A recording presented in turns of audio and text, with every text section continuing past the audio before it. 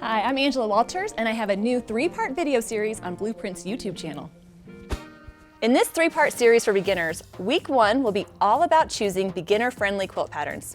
On week 2, we'll take a trip to the fabric store where I'll give you some handy tips for choosing fabric for your project. And the last week, I'm going to demonstrate the top 3 free motion quilting designs for beginners.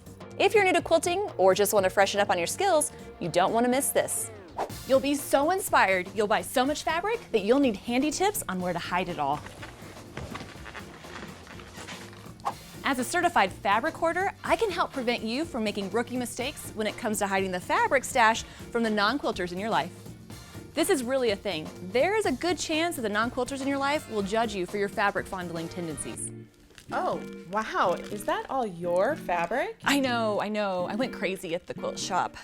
Wow. Next step, divide and conquer. Find unlikely places to hide parts of your stash. It doesn't have to be just at home either. Keep some at work. It's a great way to hide your fabric as well as have easy access to it. You just have to get used to the weird stairs.